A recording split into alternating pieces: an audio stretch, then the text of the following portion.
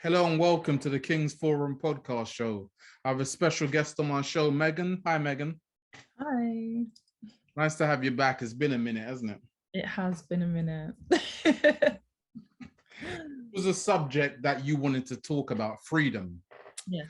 Freedom of the mind, body, and soul. And someone, just seeing this topic would be like, what do they mean? What are they talking about exactly?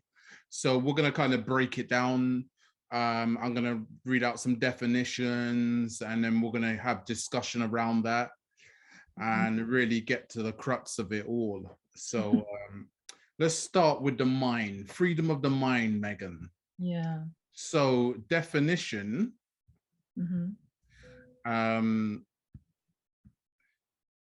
it can also mean freeing yourself from negative thoughts and emotions that can sometimes take over your life. So it's kind of what I saw it as. And I broke it down because I wanted to really start thinking about this deeply and kind of make sense of it. Freedom of the mind. And what I saw was a lot of unlearning things from our childhood, things that we've taken on and we've absorbed like a sponge as a child.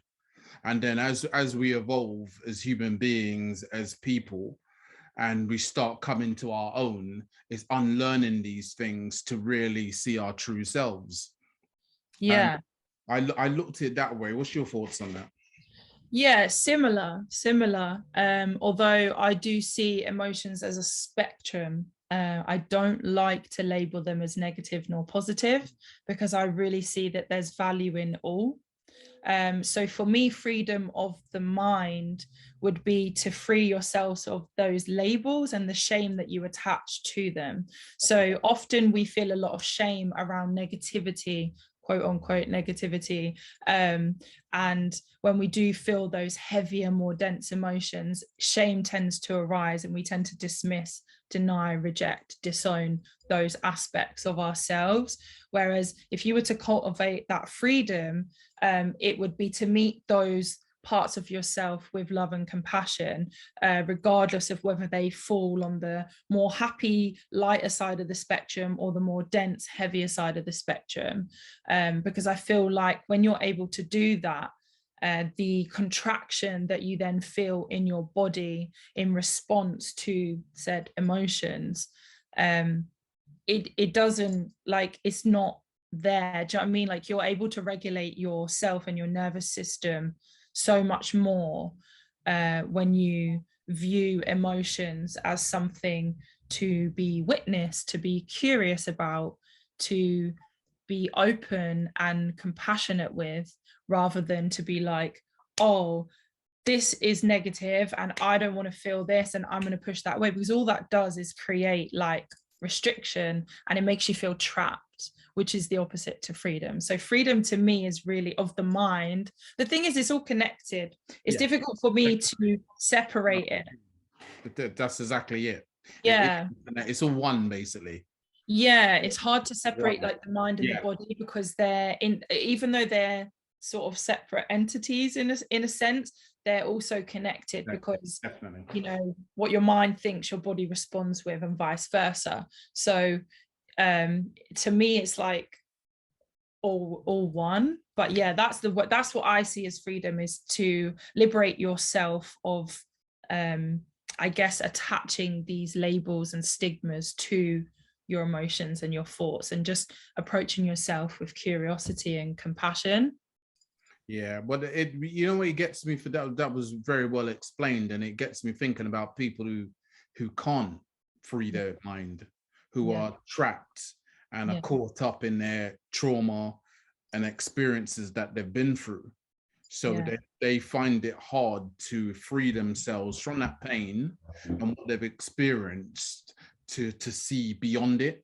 And to it's like almost being open-minded, isn't it? I always used to say that as when I was younger. Be a bit more open-minded and balanced in how you see the world and how you see situations and experiences. So you want to look at both sides. You want to look at the why, and most importantly, look at the self and the part you played in whatever happened. Because it's very easy to always play the blame game and be like, this is why this happened to me. This is Oh what, yeah. and not say, okay, actually, it's not How can someone's I fault. respond? Yeah, because But that's also, control. I think as well, though, it's important to take into account, like to be trauma informed, because as you say, it's not as easy for some Yeah. people to free themselves. And then you've got the self-development industry that has a lot of toxicity in it, I would say, and kind of can lead you down this path of like almost blaming yourself in a sense, but like wrapping it up in shiny and like shiny writing and like vocabulary. Do you know what I mean? It's No, like, no, I'm with you.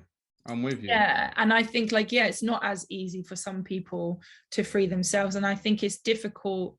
It's difficult for men, especially. I think because, men and their ability to process and feel their emotions is a lot more difficult because of what men have been taught within society in terms of emotions and feeling. It's been deeply shamed and ingrained in men to suppress. So a lot of men, the only way they know how to show anything is through anger, but anger is a connecting emotion. So underneath that you've got all these other things, but that's the only way it just comes out as anger.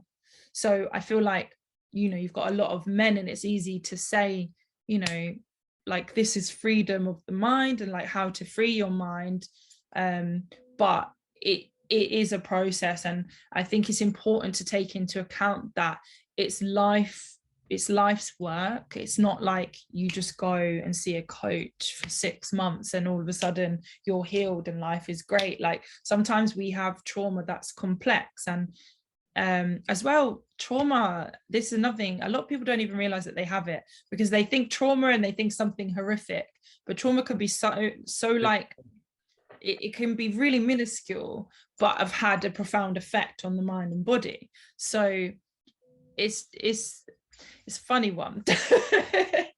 And I like the fact, sorry for cutting you off, I like the fact that you mentioned men, because when I was thinking this the other day about my content, and it mainly who watches it is mainly women, is because of that connection with it.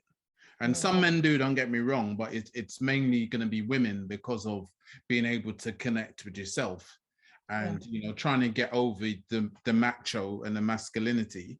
Sorry, as what they see or view as a masculine way, or this is the way I need to portray myself, or this is the way I need to be, and actually connecting with the emotion and your inner self. So a lot of it, it's going to be women who would find that a lot easier. So men struggle with it and the whole topic, because even when I speak to a lot of male friends and things, watching the content and they'd be like, there's some decent points, but they can't really get involved and be even though deep down they're like, I get what you're going on about, but that's it, they can't get to the crux of it. I don't want to be seen as but the irony of that is that true masculinity is not actually what they're like, what some of these guys are presenting and embodying is not true masculinity, because true masculinity is to be in connection with both your feminine and masculine energies and the polarities that like exist within just being a human being. Oh, definitely. Like we call it masculine, feminine, but really it's just like the polarity of being a human, and that exists within both male-bodied and female-bodied people. I totally agree with you. I think it's just a natural part of us, but we've suppressed it and decided we should be this particular way because we are male. Well, I guess it's, what I truly believe? I believe it's a product of society, and it's a way to keep men disempowered, because if men are disempowered, then they're not embodying true masculinity. And then obviously as a knock-on effect of that, you've got like women not truly embodying I guess their true femininity. I mean, I don't really like to delve too much into the whole masculine feminine polarity thing, because again, I feel like that's gone way out of touch at the moment. So I don't like to go too much over there, but like I feel like if men are disembodied and disempowered, then they continue to oppress women. And then it's this vicious cycle of toxic masculinity and toxic femininity that continue to feed each other, which makes us easier as a collective society to be controlled. And I think if we were all truly to cultivate inner freedom and embody the true essence of who we were, then as a society, as a byproduct of that, as a society, we would actually experience freedom as well. Because at the moment, we're sort of allowing ourselves to be controlled by the government, by the elite, by all of this weird energetic stuff that's going on in the undercurrents that is felt, you know, like it's like a spiritual warfare out there right now. I totally get it. And we're all slaves. We're born into this system, and we don't have a choice unless we literally go live off the land somewhere in the middle of the forest, growing our own fruit and veg in a community, which I guess is totally possible for some people. But you know, we're so deeply conditioned and grown up in this materialistic society that like that is difficult to pull yourself out of that and go live a completely different life. You know, we become reliant on technology and all of these things. So it is difficult to then like just go live in the wild. Yeah, we're so far removed from nature in that regards. That connection, we've disconnected us. Not everyone, of course. I'm just saying, and as a whole, we've disconnected ourselves from that, where we could just go and live in the wild and survive that way. Yeah, we have become very far disconnected from it, which I think is another very important part of cultivating that freedom internally, is to reconnect with the earth. And I saw a video actually yesterday on Instagram about witches, and saying all the witches that were burned pre-Christianity, pre-patriarchy, as this was all in motion, the witches that were getting burnt alive were really just women that were in communion with nature and spreading that awareness and message. And like that is what has been like ripped away from us. And if you go like pre-patriarchy, like women were really honored within society and really like put on a pedestal, and it's sort of like gone the opposite way, where women are now oppressed and judged and shamed, and like that's something that I personally struggle with, is like dealing with, and I notice it more and more as I'm getting older, is dealing with the patriarchy and noticing how prevalent it still actually is. And I saw something actually that really put it in perspective for me. And it's like, you know, as women, we speak on this and we speak on how we have been oppressed by the male species. And I saw a man saying, well, what makes you qualified to speak on that? And it was like the same thing that makes a Black person qualified to speak on white supremacy, because as the oppressed, you know everything about your oppressor. Yeah, definitely. And you study them and you understand it better because you live it every single day. So it was really interesting to me to see it from that perspective. And I was like, and it's so true, because I've had many conversations with many men that have sort of not understood, and I don't feel seen or heard in my experience because they don't have a direct experience. It's mainly white men because they don't have a direct experience of that kind of oppression, so they literally can't comprehend it or understand it. It's really difficult for them to understand it. And then at some point I'm like, okay, well actually it's not my labor to try and fight this battle. It really should be up to the individual to go and do their own research and become an ally. Do you know what I mean? Like, but I digress anyway. I've gone way off track, but I feel like everything sort of connects back, you know? I hear you. So body freedom. Yeah. Definition is getting to the point where one loves their body. They're comfortable in their body. They can move in their body. Body freedom is also about knowing habits and routines as second nature, knowing what to eat, when to eat, and not to overthink it. It's eating well because they like to and they enjoy it. Yeah, On this. I love that, actually. That's a really great definition. Yeah, I feel like that speaks for itself, to be honest. Body freedom, especially if you are someone who has inherently lived in the mind, or has had a lot of shame around expression and movement and all of those things, then being able to move freely and expressively in your body, like, that is freedom, 100%. And I can speak firsthand for that, because I have been someone that has really struggled with expression, movement, dance, being in my body and being embodied, and like to be in a space where I feel like I can move freely without shame. That's an extremely freeing feeling. Yeah, I was just thinking about kind of what you were saying, and just a bit, and it mainly that it's all connecting, isn't it? Your mind, body, you know, someone like myself who would get down or depressed, I would go to food to eat, and then that would make me gain weight, and then I wouldn't like the way I look and then be out of shape. No more 6-pack, just a 1-pack. You know, all the you know, feed the ego.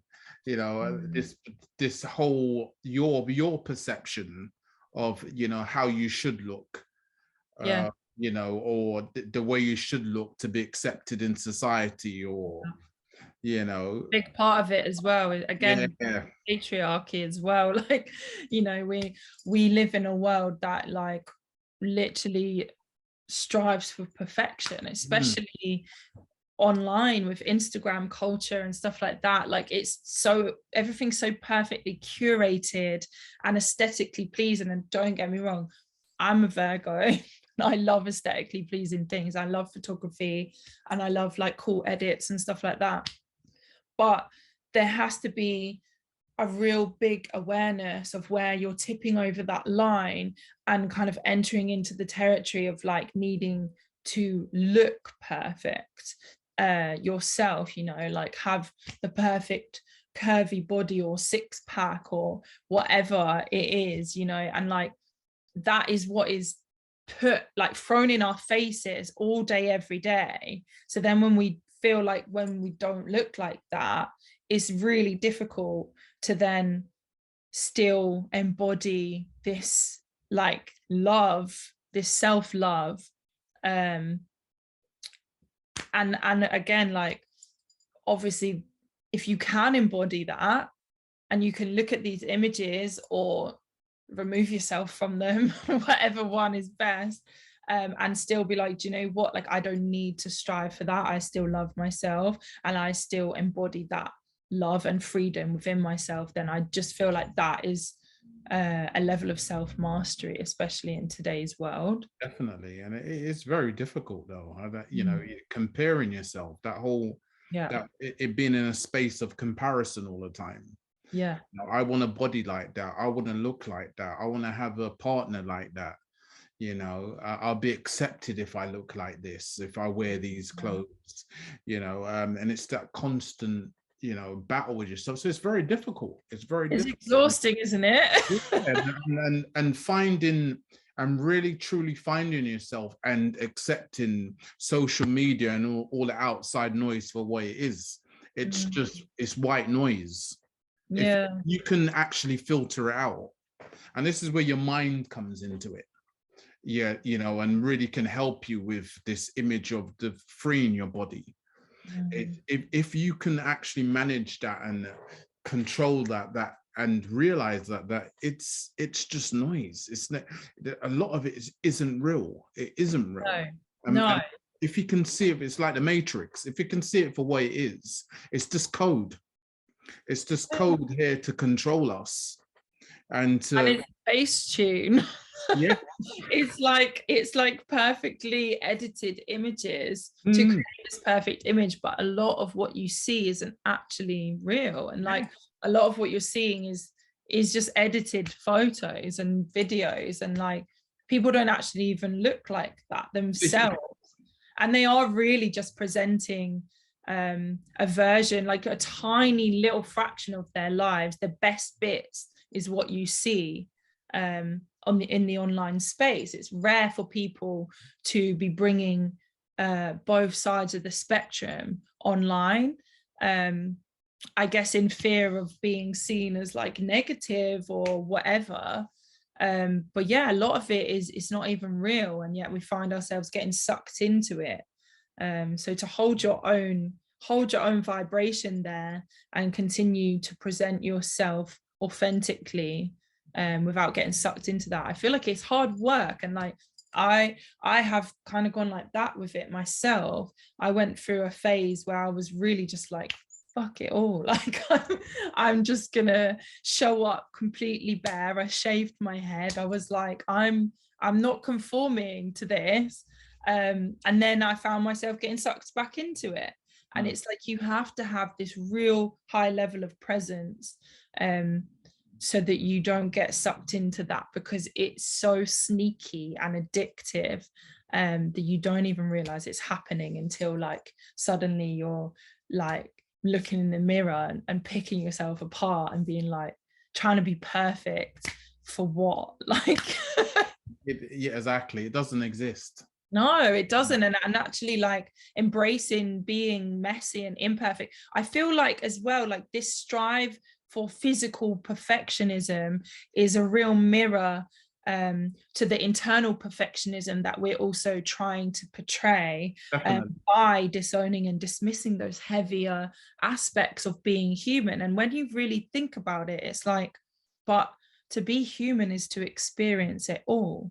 That is part of this human experience. So if we're not allowing ourselves to delve into the deeper aspects of ourselves, then we're actually robbing ourselves of the human experience. And we're going to get to our old age and be like, I've just plateaued along in this state of numbness for God knows how many years, not allowing myself to feel anything and be human in this body.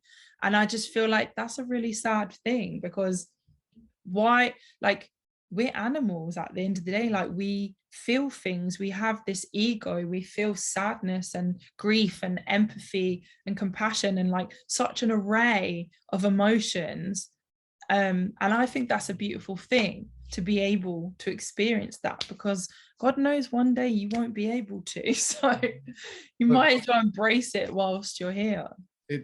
But you can feel it and you're connected to it. Yeah, you know, not everyone is, and that they need, and what I was talking about in another podcast was about how trauma, funny enough, has actually helped me. A major events in my life, the things that happened to me, has actually given me clarity. And I've actually had you know, that light bulb moment, or that moment of clarity where I can see things for what they are, to start appreciating what I have in my life and actually realizing where I am in my life. And some people don't take that from these experiences. Some people go the other way and just go into a funk, depression, and you know, and I'm not saying it's easy, I'm just saying it's helped me in that regards, where I've learned from my trauma and things that have happened to me. So not everyone has that mindset and they get stuck in that. So I think we're lucky enough to be grateful that we're people that can are connected to our inner selves, and are very self-aware. Yeah, of course. I feel like there's definitely two avenues you can take, and personally, I feel like I've been through both. I've been down the depressed route. I've been in the woe is me, like feeling sorry for myself, anxiety. I've been down the road of poor mental health, but I also, you know, took a turning point on that road and decided to take a different route. But that doesn't mean that I don't still experience, you know, depressive feelings, and that I don't still experience trauma responses and triggers and these things that still come up that drag me maybe back into that space. But I suppose the way that I perceive them and respond to them is different to me 10 years ago, where I, you know, I would have just OD'd and put myself in the hospital, you know. But whereas now I'm like, you know, okay, I'm feeling this and I can give space for that and allow myself to just move through the motions of it, with presence and awareness and self-compassion, because I think that's really the key, is like the compassion for self, and like just giving yourself some grace rather than turning into self-hatred and being really self-deprecating, because I feel like that's where you end up going the other way, is when you're like judging yourself and shaming yourself consistently, rather than being like, you know what, like it's okay that you feel this way, like it's okay that you feel this way, and just giving yourself some grace. I think with age and experience and going through, whether it's trauma and just experience in life in general, you develop that toolkit, don't you? Develop these tools to be able to navigate things, your emotions, and that's you become a better manager of self, don't you? 100%. You know, you can see the triggers, you spot the triggers, the signs. You have the knowledge and know-how to navigate that, to process things, to move through them. I was going to say overcome them, but you need to move through. You need to experience it. Yeah, you do. The only way out is through. Exactly. You cannot go over. You literally got to go straight no, through. you have to, because it just comes back, doesn't it? It doesn't go away. It's no, like and it's funny actually, because like someone said this. This was when I was in the midst of real bad anxiety, and I went through a phase of life where my anxiety was so bad that I woke up every day thinking I was gonna die, and I was so afraid of death that like I couldn't think about anything else. I was in a constant, my nervous system was so dysregulated that I was in a constant state of fight or flight for about 6 months.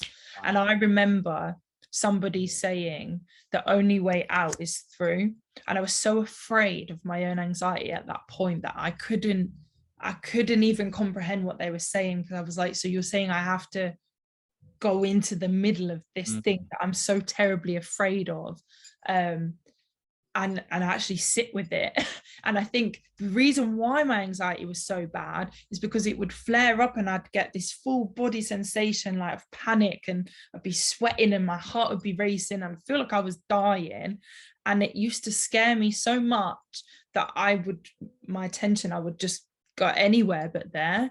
And when I learned that the only way out was through, it took me years to gather the courage to sit with that anxiety. Years, probably was about 4 years later before I even was like, okay, let me actually, I wasn't going through that heavy anxiety that entire time, but intermittently, I didn't deal with it. I didn't actually face it head on. And it was only when I finally realized that I was having this anxiety attack. I was like, why am I still having these or whatever? It's like when I realized that I could give myself compassion and I could give myself love and I could treat myself as a child that needed love and mothering rather than someone to just push away, that anxiety then subsided, and I have never experienced anxiety attacks in the same capacity since. Like I now, when I feel any type of anxiety, because I still get sometimes I still get anxiety, like I'm a naturally anxious person. I've had a lot of dysregulation in my nervous system over the years, a lot of traumas that have had effects on the way that I'm able to show up in life with myself, with people, whatever. I still experience anxious feeling. Like to me, it's a body sensation more than anything, and I'm able to recognize that straight away as just like something that I'm feeling in, like, somatically, and I'm able to catch it right there. And even though, yeah, sometimes I'm in tears and I'm like, this is really intense, it never gets out of control to the point where I lose presence, because I have been able to, it doesn't scare me. The fear is not there. So for me, it's the body sensation minus the fear. It's just like the feelings that I'm sitting with. Whereas back then it was the fear as well. so I was so afraid of it, whereas like it doesn't scare me now. And yeah, it's just been like life changing to kind of like navigate the feeling of anxiety in that way, rather than to just be afraid of it and want to push it away. No, I get that. I get that. There's a couple more points I want to make just on freedom of the body. Just that I think behind all of it is also looking after, just taking care of yourself, taking care of your body, doing what you need to do to keep healthy. You know, I'm not saying about getting that 6-pack or toned or all of that.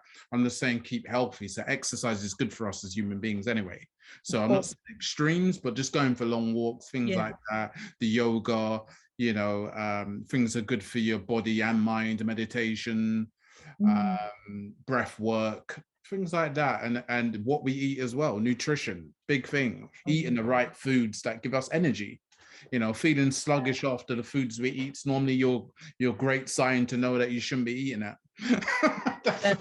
100%. What we put in our bodies is very, very important, and this is something that I have been delving into over the past year or so, more aggressively than say in the past, and just understanding how much toxins are in so many things that we consume.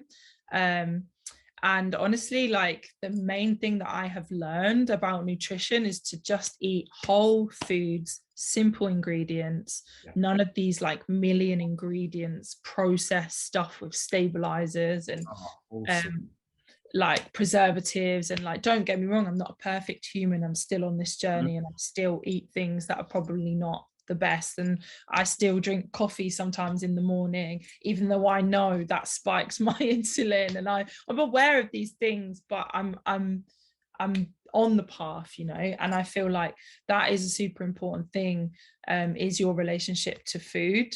You know, when your relationship to food is problematic, then obviously you're gonna not be nourishing your body in the best way possible. I feel like really removing the shame from you know, if you do like, this is the thing, is like if you do, you know, end up eating a McDonald's one time, remove the shame, because you can make a different choice moving forward. You know, if you're on a path of nutrition and health and wealth and all of that, like obviously if you want to go eat McDonald's, then do it. But if you're like trying to eat healthy and then you eat something rubbish and then you shame yourself for it, then you're creating an unhealthy pattern. Whereas if you know, just acknowledge where you're at, remove the shame, and just recognize what makes you feel good after eating and what makes you feel sluggish and rubbish, it's like moving with that. Yeah, 100%. We're not perfect and we will slip up, but it's not dwelling on that. And it's saying to ourselves, it's okay, because you know, you're going to have moments where you feel like eating rubbish, but as long as that isn't your norm, and that's where what we're trying to say is that as long as you're not making that your norm, that you have to binge after eating nutritiously. You know, just being aware of that, being very mindful of your eating and things like that. And mindfulness, I think, is the key as well. It's like being really mindful with what you're putting into your body, and making choices to eat things that are really going to nourish you and, you know, give your body what it needs to thrive. Because I know a lot of people have this sort of attitude of like, oh, but you only get one life, like whatever. But the more I'm learning about nutrition and the body, is like, yeah, we only get one life, but do you want to get to a certain age and then have, you know, like gut issues, digestive issues, arthritis, and all of these like heart issues and things like that, because you chose to just live your one life? Because now what, you're 60 and you're not thriving and you're on all this medication as a result of like just being frivolous and not caring, whereas you could prevent that by making better and healthier choices and not having to then go into like curing these different ailments that you've acquired through lack of nutrition and support in your body, and you could be thriving all the way up to, I don't know, however old, like 100. You could still be very active and thriving if you just make choices to nourish yourself. And it doesn't mean you've got to eat like rabbit food. Like, there's so many ways to eat really yummy, nourishing foods. It's just unlearning and relearning. 100%. Cool. Freedom of the soul. Freedom of the soul is a gift from spirit that offers clear wisdom on how to reconnect with yourself and nurture that precious partnership so you can live a more inspired and purposeful life. Talk to me, Megan. What do you think about that? Freedom of the soul. I really like that definition, freedom of the soul. I feel like freedom of the soul maybe is something that's acquired through being in real connection to yourself and to the earth. Yeah, just like really being in communion with nature, with animals, with yourself, and just with that, like in oneness in society in general. I think like really just embodying that state of like love as just a baseline vibration for the way that you show up in the world. I feel like that in itself gives you a sense of purpose, because that makes you feel like you are in connection with the universe, the divine, God, whatever you want to call it, spirit, you know.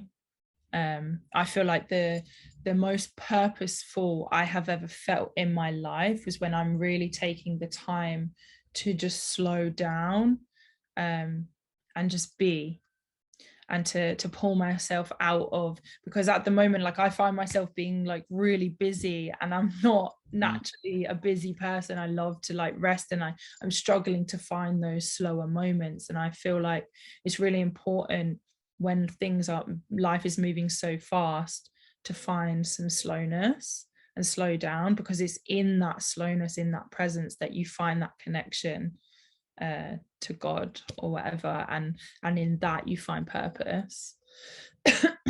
Totally agree. I think that's very important, and I think again, it's life experience, age, with time, I've realized this and how important it is to have those moments, like you say, with yourself, whether it's meditation, whether it's just alone time, whatever it is. But it's, rather than it being a negative time, it's a positive time. So it's what you need. You're giving yourself that self-care, those moments, that space that you need, as I said, to get away from that external noise or negative energy or whatever it is. It's that alone time, that quality time that we always talk about, you know, which is so important for self-love and self-care. And until you're doing that, can you have that real connection and have that real freedom of your soul? It's because we need to feed our souls, don't we? We need to make our souls happy. We need to give it that soul food. Yeah, literally, that's it. It's just like things that actually make us happy and, you know, make us feel purposeful, doing something that we're passionate about, doing something that puts a smile on my face instead of feeling guilty after we've done it, or going to do something that's giving you dread, that you know within your inner being that it's not actually something you want to do, but you feel like you have to. So it's a job. Well, it depends on the job. If you are lucky enough to really love your job, then that's great. But if you're just in the rat race, I know I've often felt that way going to work. Although I do get fulfillment from my job, because even though like at the moment I'm just working in retail, I'm working in the health and wellness industry. So I'm dealing with people with different ailments, and I do get to offer guidance and wisdom and knowledge that really helps people. And like there's like a real exchange of energy that goes on there and takes place, and that is really fulfilling. So there's definitely fulfilling aspects, but the retail aspect, I've definitely felt that dread. Yeah, I've been there. Obviously I was in retail for a long time. Yeah. So 20 years in retail, Megan. So Yeah, it's a, and uh, people don't realize a tough industry to it's work in. very hard, and like you said, there is aspects of it that you get some fulfillment for, but as a whole, your soul, you are not left fulfilled. So those little bits don't make up for the bigger picture. No, no, they You're don't. doing long shifts. You're giving a lot as well. There's a lot of energy you're actually Yeah. giving because it's a business of sales. So you're selling yourself the product in order to achieve profits, targets, and the companies are getting richer. You aren't. Yeah. You're just making ends meet. So it's tough in that regards as well, because you don't really feel valued. All the things you need for that fulfillment and being fulfilled in your soul, having the food and feeding your soul, you're not getting it from it. So that dread comes up because your soul's speaking to you and saying, why are you doing this? Oh, 100%. That's it. It's like a contracted, Yeah. anxious kind of feeling of like, oh, you don't want to do this. Why the hell are you doing this? Why are we doing this? You Yeah. don't feel fulfilled from it all. So the freedom of the soul is doing things that make you happy, that makes your inner child happy. Yeah, I mean, as much as we possibly can, because I think Yes, it's so important to take into account that the kind of world we live in, it's not easy for everyone to just do that, especially when your energy is taken up by, say, a job that you don't enjoy. I understand how that can really take up a lot of your life force, especially if you have trauma as well. So then that leaves very little for you to then put into things that make you feel purposeful, which is why I think even just taking 5 minutes a day to just slow down and be in your body and be in connection to your body and to the earth, that in itself, I feel like is enough to just like try and cultivate some balance in this really weird system that we live in. Yeah, definitely. As you said, it's so important. I know you're doing job to pay the bills or whatever, so I'm not saying quit your jobs. What I'm trying to say is you need to find time that you are feeding your soul. Yeah. So like you said, whether it's 5 minutes, 10 minutes in your spare time, if you can, make those moments, because life is too short, and you have to try and embrace it and make the most of it. So if you can, think about, look, I'm unhappy, I'm getting dread every time I get into work, but there's one aspect of work I really like, so I'm going to put a lot of effort into that and really enjoy it and have fun while I'm there. Because that's what I used to say when I was in retail. I used to say, okay, right, I don't love the company, I'm not on great pay, but I tell you what, I was a manager, so I made the environment the happiest and the most fun it could be, because at least my team and me enjoy it when I give that vibe and have that energy. So then I'm getting something from it. So in those moments, I'm feeding my soul. I'm having freedom on my soul in those moments. So it's trying to make the most of every situation. And as I said, life is what you make it. And I always have that attitude in my head with anything I go into. Whether it's, even if it's something I don't want to do, but I know the why behind it. Of course. I need to pay that massive phone bill. I'm doing this to then pay for my holiday. I'm doing it. You see what I mean? There's always a reason, but whilst I'm doing it, I'm gonna make the most of it, because complaining, moaning doesn't do anything. It just makes us more anxious and can lead to depression and other things. So let's look at having solutions. I'm all about solutions. I think as well, just having a purpose, like just doing life with purpose, like even so, instead of like choosing to like sort of complain about things, it's like if you approach everything with purpose and presence and surrender, because the more resistance you have, like I know in my job, like there was some times where I hated it so much that I was in massive resistance. It was making me miserable. Whereas then I just chose to change my perspective towards it to a state of surrender. It's like, okay, I'm here, so I'm just gonna, bring the best of me to I hear you. this space, and it's made it a lot more enjoyable for me to be there because I'm now in a surrendered state rather than this state of resistance. I feel like the more we resist things, the more they amplify in how uncomfortable that they actually feel.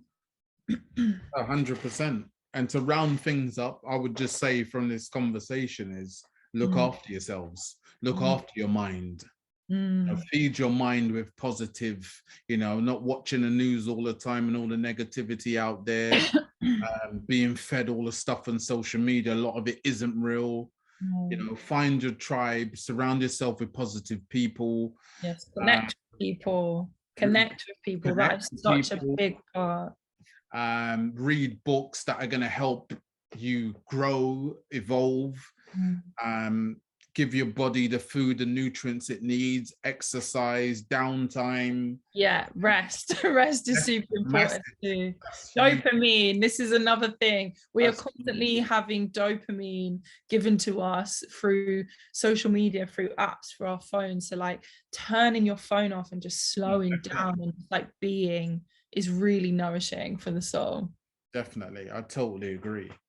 And as I said, trying to find your purpose and things that make you happy and that you're passionate about. And, it may not be your full-time work, but maybe something, your hobby, something you do in your spare time, your friends, being around people that give you energy and, are full of life. I genuinely think like your purpose is really just to be your authentic self, because there's medicine in that. And when you unravel all of the conditioning and all of the things that we hold that block us from being free and authentic, when we're able to truly like express that, it's magnetic, and there's so much medicine in it, and that in itself can be like such great purpose in life. And I feel like a lot of us, we spend a lot of our lives looking for this purpose, but really it is just like who we are. If we're able to just be who we are, there's purpose in that.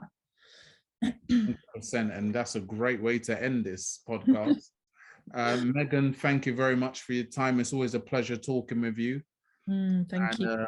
Hope to see you soon. We've been talking about a next one, so hopefully we get we got something huge coming as a collaboration. I'm gonna go away, get some stuff together. Megan's always got her ammunition as well, so yeah, we're gonna have a little shoot off. I look forward to it. So people, please like, share, subscribe, and see you on the next episode. Peace.